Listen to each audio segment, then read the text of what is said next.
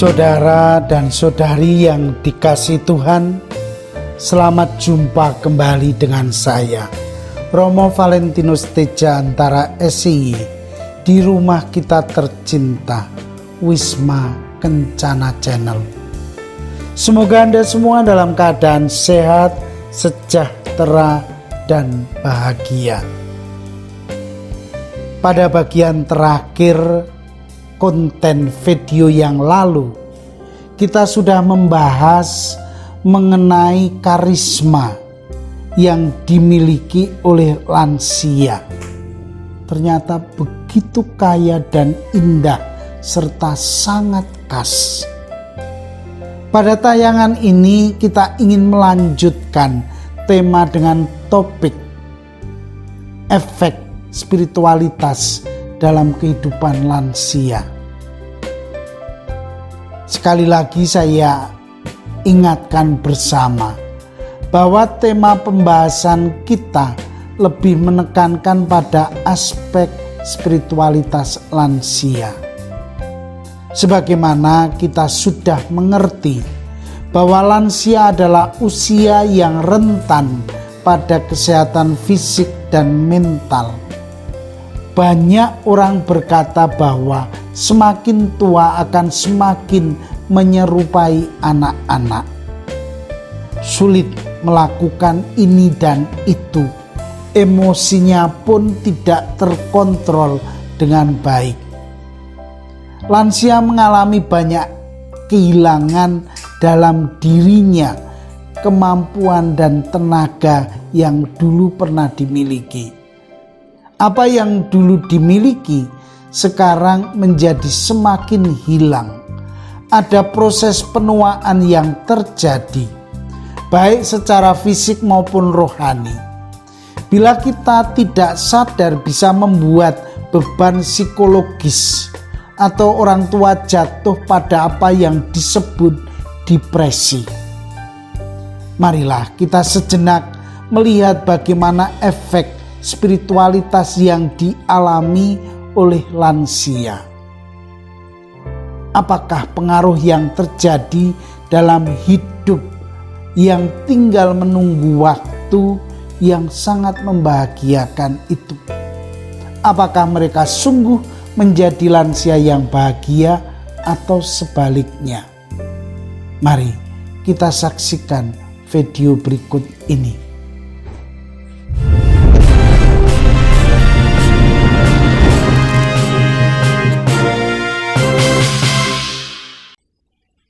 Saudara dan saudari yang dikasihi Tuhan, proses penuaan yang terjadi dalam diri lansia itu bisa membawa akibat depresi yang mendalam dalam diri mereka. Para ahli menyadari bahwa mereka itu tetap membutuhkan pendampingan atau minimal teman yang bisa diajak berbagi rasa, berbagi hidup. Oleh karena itu, mereka juga membutuhkan pendampingan, entah konseling ataupun pendampingan hidup. Maka konseling bisa berupa konseling kesehatan maupun kerohanian atau pelayanan. Permasalahan yang dihadapi oleh lansia jangan sampai membawa mereka kehilangan tahun emas ini dalam hidup mereka. Masa keemasan di masa lansia harus digali dan dimengerti secara baik. Beri martabat yang suci harus dihormati, dan setiap manusia harus menghargai setiap tahap dalam hidup. Makin besarnya jumlah kaum lansia itu merupakan juga tanda zaman. Kaum lansia diajak ikut aktif agar kehidupan bersama menjadi lebih baik, adil, dan bermartabat. Mereka harus didorong untuk berani melibatkan diri dalam berbagai bentuk dinamika kehidupan, serta mewakili kaum lansia di muka umum secara proporsional. Jadi tidak hanya diam diri dari segala kegiatan, tetapi mempunyai aktivitas sesuai dengan kemampuannya sebagai lansia. Bapak Paus menegaskan bahwa harus tetap diakui panggilan kaum lansia, baik di dalam masyarakat maupun di dalam gereja. Saya ingatkan lagi poin penting. Lansia adalah sebagai guru tradisi dan guru kebijaksanaan hidup. Karena itu, martabat dan hak-hak kaum lansia dihormati dan selalu ditangani dengan rasa tanggung jawab yang besar oleh semua pihak. Disinilah martabat dan harga diri seorang lansia dijunjung tinggi dan dihormati. Gereja memberikan tempat yang khusus dan dihormati martabat serta haknya ini. Persiapan menjadi lansia yang tangguh, produktif, dan bahagia dapat direncanakan guna mampu melewati tahap perkembangan di masing-masing generasi. Individu yang bahagia mencapai tingkat spiritualitas pada kategori tinggi dengan memiliki dimensi religiositas, kedamaian hidup, makna dan tujuan hidup, optimisme, antisipasi masa depan, dan nilai-nilai untuk membimbing hidup dan pembuatan keputusan. Inilah lansia yang berjiwa dan bersemangat muda. Tidak menjadikan dirinya tidak berguna, tidak bermanfaat, tetapi masih bisa menjadi sumber inspirasi dan semangat bagi mereka yang masih muda.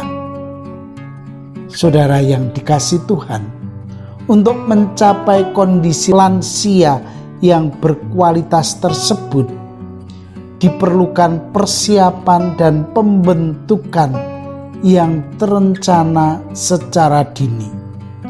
Mulai dari tingkat balita, anak-anak, remaja, dewasa, dan lanjut usia. Karena kehidupan lansia yang baik maupun yang buruk sangat dipengaruhi oleh masa mudanya. Kematangan spiritualitas untuk dapat meraih kebahagiaan di usia lansia tidaklah terjadi begitu saja. Namun benar-benar harus dipersiapkan secara serius semenjak dini.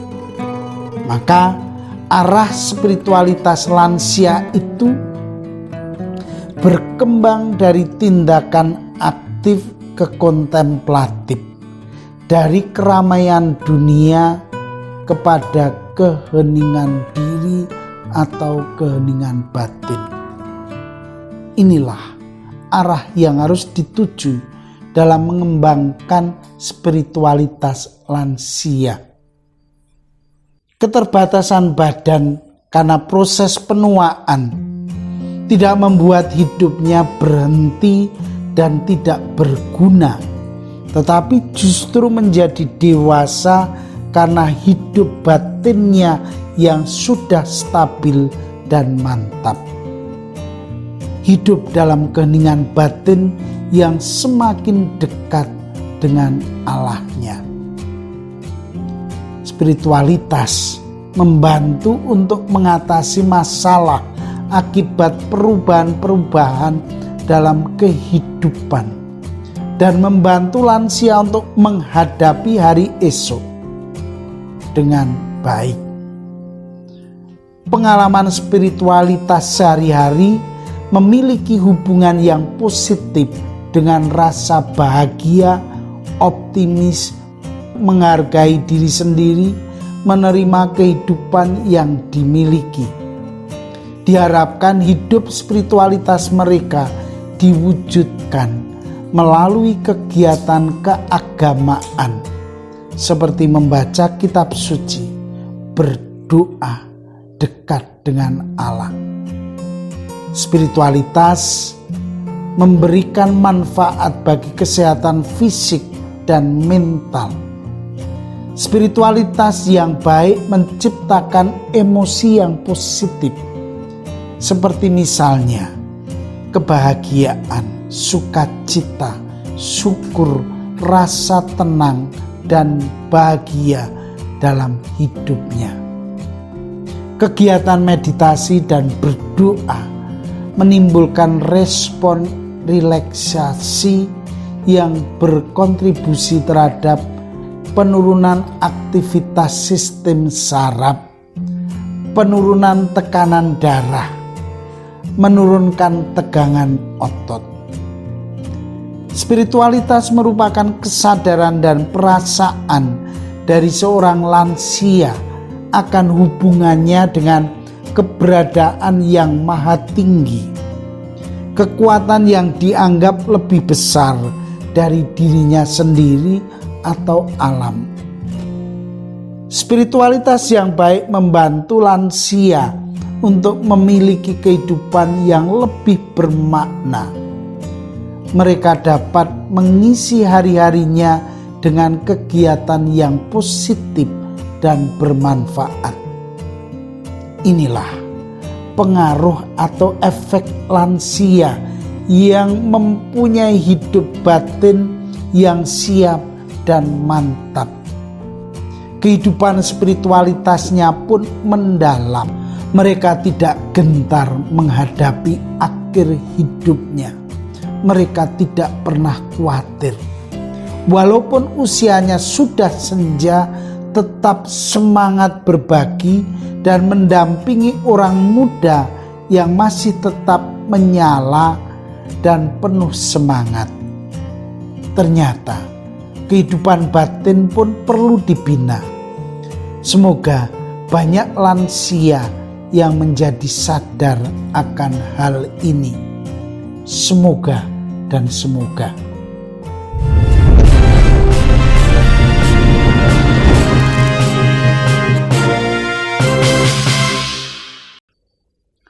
Saudara dan saudari yang dikasihi Tuhan,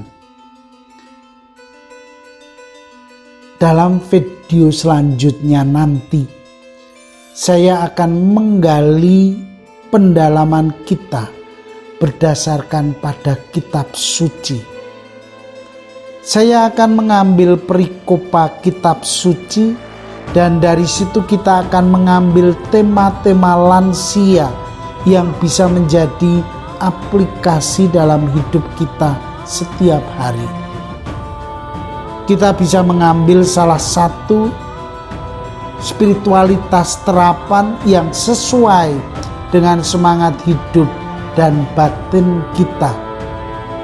Diharapkan bisa menjadi pegangan hidup dan teladan sehari-hari. Semoga kita menemukan spiritualitas lansia saya secara pribadi dari perikopa itu. Dan semoga Anda semua semakin mensyukuri menjadi usia lansia. Dan akhirnya tidak lupa, terimalah salam kasih saya. Vivat Cor Jesu per Cor Mariae. Hiduplah hati kudus Yesus melalui hati Maria. Amin.